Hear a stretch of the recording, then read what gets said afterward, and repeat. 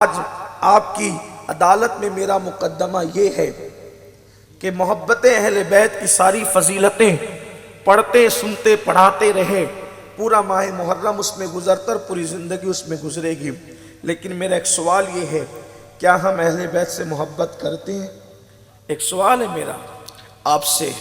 کیا ہم نبی اور آل نبی سے محبت کرتے ہیں؟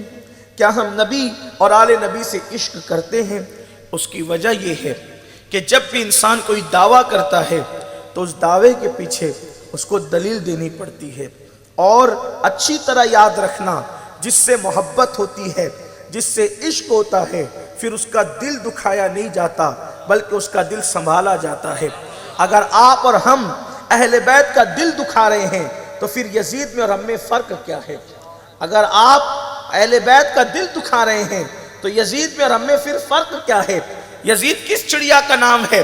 آخر آپ اور ہم میں کون سے سرخاب کے پر لگے ہوئے ہیں کہ یزید تو لعنتی ہو جائے اور ہم پر کوئی فرق ہی نہ پڑے؟ میرے پیارے آقا صلی اللہ علیہ وسلم کے پیارے دیوانوں، اب بات اتنی ہے کہ یزید نے حسین کی گود سے اللہ اکبر امام علی عسکر کو چھینا تھا، یزید نے حسین کے خیمے سے امام قاسم کو چھینا تھا، یزید نے علی اکبر کو چھینا تھا امام حسین سے، یزید نے چھینا تھا امام حسین سے عباس علمدار کو،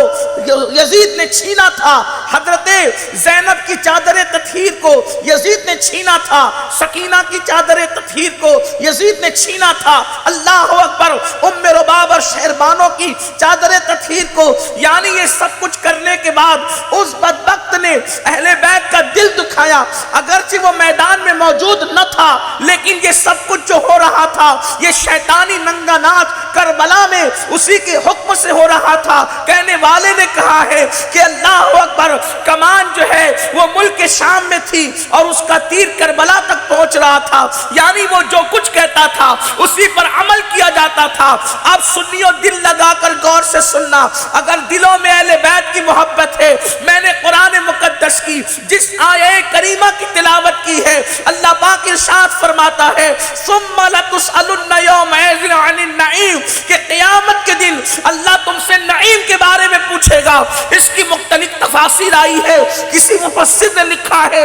کہ اللہ تم سے قیامت کے دن نعیم کے بارے میں پوچھے گا۔ نعیم سے مراد کسی نے کہا جوانی ہے، نعیم سے مراد کسی نے کہا ایمان ہے، نعیم سے مراد کسی نے کہا اللہ کا دیا ہوا رزق ہے، نعیم سے مراد کسی نے کہا اللہ کی دی ہوئی عزت ہے، نعیم سے مراد کسی نے کہا کچھ ہے، کسی نے کہا کچھ ہے، لیکن مفسرین اس طرف بھی گئے ہیں، یہ بھی بیان کیا گیا ہے ثم لتسألن یومئذ عن النعیم، کہ قیامت کے دن اللہ تم سے نبی اور آل نبی کے حق کے بارے میں پوچھے گا۔ اللہ پوچھے گا کہ تم نے دنیا میں میرے نبی کی اور ان کی اولاد کا کیا حق ادا کیا ہے۔ سنیو، سنو،